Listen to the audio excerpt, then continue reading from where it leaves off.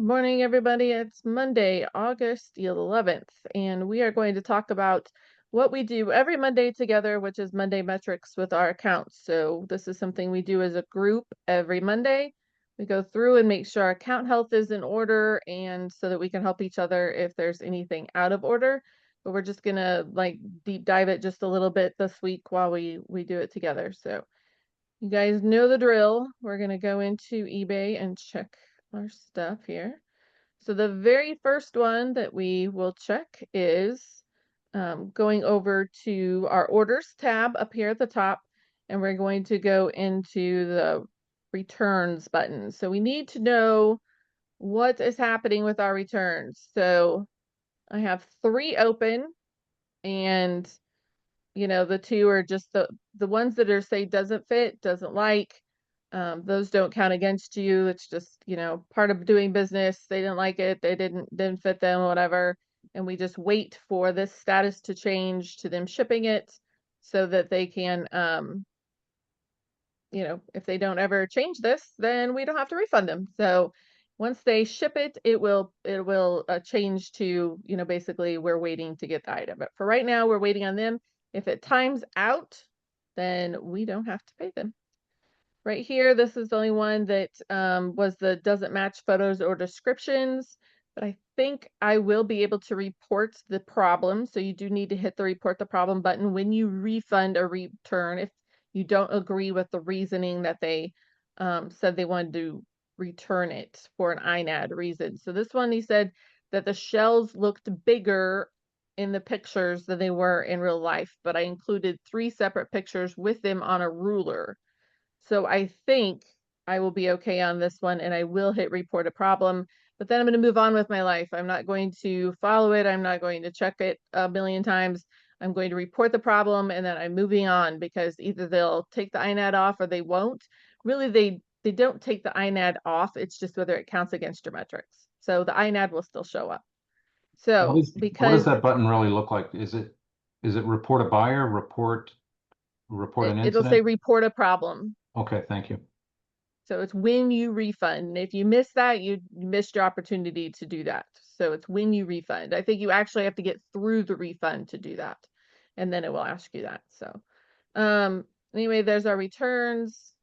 And when we are off of filming, then I will ask if anybody had any issues with any of this stuff. So that you don't have to share it with it going to YouTube. So then we always go to requests and disputes. This is a really important screen that people miss. This one's been on here forever. It's one I was covered by buyer protections or seller protections. And I can hit this button here and see that it says this dispute qualified for seller protection. So I am good on that. This is where credit card chargebacks happen. These are cases that customers have opened up against us. And lots of times it's that they haven't got their item yet. And they will open up a case, and all we have to do is go in here. If it's still actively tracking, we just go in here and we update the tracking number. But people skip that because they think, well, it already has the tracking number. I don't need to do anything. Nope, you really do. You need to go in there and hit that button and update the tracking. So make sure we're doing that. And then you need to make sure that by the new due date, they get their item, or you've reached out to eBay, because that case will close without without resolution. And if you have that happen, it's a pretty good defect on our account. So we do not want that to happen. Then our next one we always go look at is under performance. And we want to go to seller level for performance. And hopefully we are all sorts of green. And hopefully we are all top rated, top rated, top rated. So this is the past level. This is current. And this is if you evaluated today. You can always hit these little arrows beside it, and it will tell you what this is based on. So if you have any issues, this is where you would check it out, and you could then go like this, and I can, for the late shipment, and I can hit get full report, and it will tell me exactly which transactions they're holding against me. Also, you can tell what your transaction period is, and mine is April 1st, 2025 to June 30th, 2025. And that is based on a 3-month cycle because I've sold over 400 items in the quarter. If you have not, then you're going to be based on a year. So any defects you get within a year are going to be on you. Also, you have to maintain this. So you can't just hit the 400 mark and then you're just good. If you drop below the 400 mark on the rolling, for the 90-day period or whatever, it will come back at you. So I've seen people go back and forth on the getting evaluated on a year and a quarter, because it will change if you're right on the edge. So make sure you stay well above the 400 if possible. Then here, this is the cases closed without seller resolution. This is where they we were talking about earlier that you need to take care of those cases. They only give us 0.3 or less before you go below standard. That is not very much. So, and then here you'll be able to see cases, and that would tell you which ones are the problems. So you can see how you get in real bad problems real quick. The other ones, they give us a little bit more wiggle room. Here's the transaction defect rate. You can see we get 0.5 or less. And then we go to above standard and then below standard. So it tells you, this is like when we cancel for being out of stock. And this is the cases closed without seller resolution. So these are both of these metrics together. So you can see how if you canceled for a few because you couldn't find them because your inventory system's not good, or because we mess around with end and sell similar too much, things like that, you can see how those add up really quick. And then scrolling down, this is tracking uploaded on time and validated. So yes, I know I have some that are problems, but this is uploaded on time, but no carrier scan. I know that this happens to me on occasion. I take this risk that is, on me. And yes, it could be a problem if I didn't pay attention or if I got too many of them. This is when we don't upload the label or print our label off on time at all. This is like we didn't print it at all. Never happened. We just ignored our shipment. It was uploaded late. This is it happened, but we didn't get that scan. So if you're getting very many of these, you absolutely need to be going to the post office and getting a receipt for your scans. If you're having good luck and you've never had any issues, you can cross your fingers like me and keep going with it. I choose to do it so that they will pick them up at my house. And, but I know I'm taking the risk too. So, and if you get too many of them, you will be assessed a penalty fee on top of your final value fee. So you really don't want that to happen. And you only get 5%, and then your during the past 3 months for me, and then you lose your top rated. So not great. So you need to get those scans if you have any problems here. So the late shipment, that is a different metric. The late shipment is just exactly what it says. So if you ship it, you get the scan, everything's all good, and then they send them that feedback form too that says that they didn't get it on time and you didn't get a scan, then that's when you have a problem. So if you're getting your scan on time, you don't have then you've covered yourself, because the post office happens, it's out of your control. But if you don't get that scan, this is when we're at the mercy of the post office a little bit. So that is me.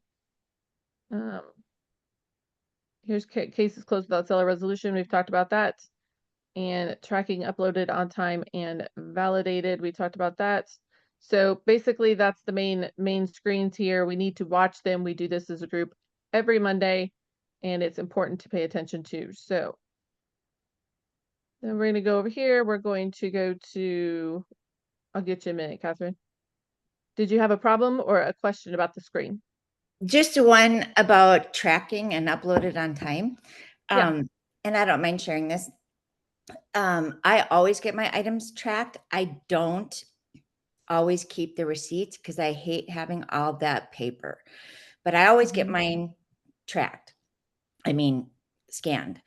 And one time I had to drop a package off that had to go UPS, and they take regular mail, but they don't give you a scan receipt. And I was in a hurry, so I dropped my UPS package off, gave them the rest of my mail shipments. And of course, one of those items has not shown up to the buyer. I can't resolve it for her because I have no tracking number to give her. So that's going to show up as a buyer couldn't resolve the issue, or seller couldn't resolve the issue with the buyer. And if You you sell do. a lot of items like Carrie, your percent is going to be low. But if you don't, like me, that might bump me right to, 0.1, 0.2, or 0.3%. So you just, you do take a risk. You do take a risk.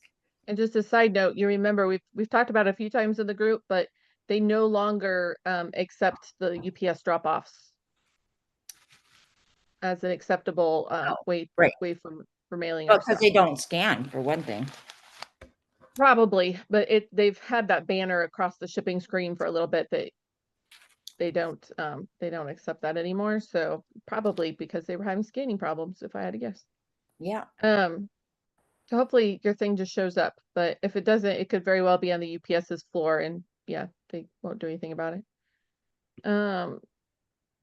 Service metrics. So this is all about our returns. They do evaluate us. They compare us to our peers. So that's supposed to be people that sell similar things and sell similar volume as we do.